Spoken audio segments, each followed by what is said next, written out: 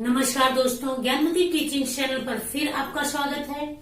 और हम लोग पढ़ रहे हैं पद्य साहित्य का इतिहास। तो पद्य के साहित्य के इतिहास में अगला कर्म जो आता है वो आपका आता है रीतिकाल।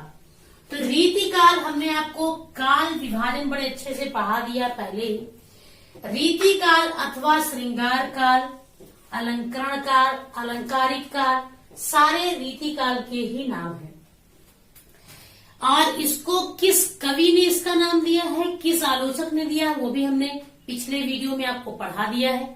तो देखेंगे आज हम आपको रीतिकाल के प्रमुख कवि और उनकी रचनाओं को पढ़ाने वाले हैं।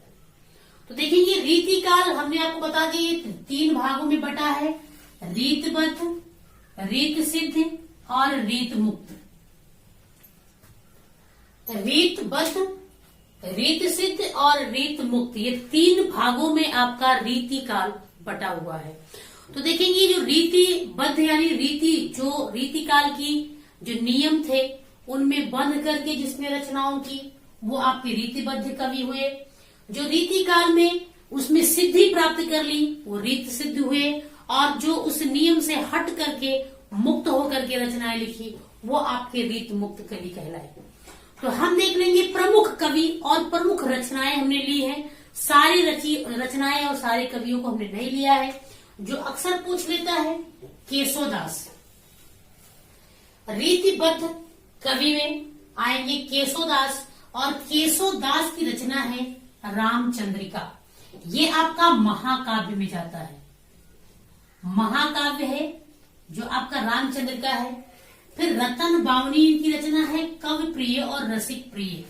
ये रचनाएं अक्सर आपसे पूछ ले जाती हैं इंटरमीडिएट बोर्ड में भी, और हमारे किसी भी जो एग्जाम होता है कंपटीशन का उसमें पूछ लेता है। तो केशोदास, देखो केशोदास को कठिन काव्य का प्रेत कहा जाता है। कठिन काव्य का प्रेत, कभी कभी ये क्वेश्चन आ जाता है कि कठिन काव्य का प्रेत किसे कहा जाता है, तो वो आपके हैं केशोदास। केशोदास की मुख्य रचनाएं हमने आपको बता दी हैं। अगले कवि आते हैं चिंतामणि। देखिए चिंतामणि एक रचना भी है, लेकिन वो आपके गद्य के इतिहास में मिलेगा। जो है रामचंद्र शुक्ल की रचना है एक चिंतामणि, लेकिन यहाँ एक चिंतामणि कवि है और इनकी रचना है श्रृंगार मंजरी कवि कुल कल्पतरु। कवि कुल कल्पतरु एक ही रचना है, श्रृंगार मंजरी इनकी है। देव। अगले कवि आते हैं जो रीतबद्ध।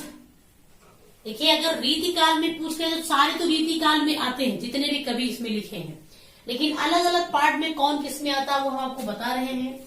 देव की रचना है रसिक विलास। उसके बाद एक कवि आते हैं भिखारी दास। कभी कभी ये क्वेश्चन बहुत पूछता है, भिखारी दास किस काल के कवि हैं, तो रीतिकाल में रीतबद्ध शाखा के कवि हैं। इनकी रचना है शतरंज शातिका। और उसके बाद आप क्या आते हैं पद्माकर भट्ट। अगले कवि हैं आपके पद्माकर भट्ट। इन्होंने गंगा लहरी लिखी है, इनकी रचना है गंगा लहरी। उसके बाद आप क्या आते हैं मतीराम। मतीराम की रचना है रसराज ललित ललाम। ये दोनों रचनाएं मतीराम की बहुत प्रमुख रचनाएं हैं जो अक्सर पूछ लेता है। अगले कवि आते हैं आपके भूषण। वीर रस में अगर किसी ने कविताएं लिखी है, रीतिकाल में वीर रस में कविता लिखने वाला एकमात्र कवि भूषण है। भूषण ने अतिशयोक्त अलंकार में रचनाएं लिखी हैं, वीर रस में लिखी हैं। इनकी रचना है शिवा बावनी, शिवराज भूषण, छत्रसाल दशक और भूषण हजारा। ये 4 प्रमुख रचनाएं इनकी हैं जो अक्सर पूछ ली जाती हैं। तो अगले देखेंगे, अगला रीतबद्ध के बाद आते हैं रीत सिद्ध। रीत सिद्ध में प्रमुख कवि हैं आपके बिहारी दास। बिहारी है ना, सतसैया के दोहरे जो नाविक के तीर, और देखन में छोटन लगे घाव करे गंभीर, ये बिहारी दास की विशेषताएं रही। तो बिहारी दास की एकमात्र रचना है बिहारी सतसई। कभी कभी पूछता है कि बिहारी सतसई में कुल कितने दोहे हैं, तो 719 दोहे माने जाते हैं। कभी कभी ये 719 ना देकर के 720, 718 इस तरह से देता है। तो हम जब भी ऑप्शन पे टिक करेंगे तो इसी के आसपास जो आपका गिनती होगा 718, 719, 720 उसी को हम टिक करेंगे, वही सही होगा। लगभग 719 जो है बिहारी सब सही में मानी जाती है। ये क्वेश्चन पूछ लेता है। अब अगला हमारा आता है रीत मुक्त कवि। जो रीत से मुक्त होकर रीति काल के नियम से मुक्त होकर के रचनाएं लिखे हैं तो वो है रीत कवि में पहले आपके आते हैं घनानंद। देखेंगे घनानंद, घनानंद की रचना, प्रमुख रचनाएं तो वैसे बहुत लिखी इन्होंने, लेकिन इनकी प्रमुख रचनाएं जो अक्सर पूछ लेता है तो वो है सुजान सागर, सुजान हित और इश्क लता, विरह लीला। ये इनकी रचनाएं हैं। सुजान सागर, सुजान हित, इश्क लता और विरह लीला, ये सारी रचनाएं घनानंद के हैं। अगले आपके कवि आते हैं आलम। तो आलम की रचना आलम केली है। ठाकुर की रचना है ठाकुर ठसक और ठाकुर शतक। ध्यान देंगे, ठाकुर ठसक और ठाकुर शतक, ये दोनों ठाकुर की रचना है।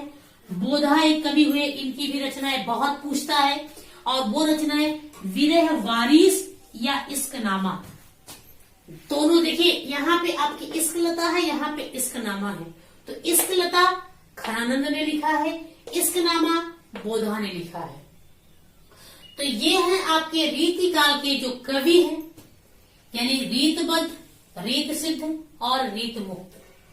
ये इनकी प्रमुख कवि, इनकी प्रमुख रचनाएं, ये हमने आपको पढ़ा दिया है। यदि आपको मेरा ये चैनल पसंद आया हो तो इसको लाइक करिए, कमेंट्स करिए, शेयर करिए और अधिक से अधिक लोग सब्सक्राइब करिए। धन्यवाद।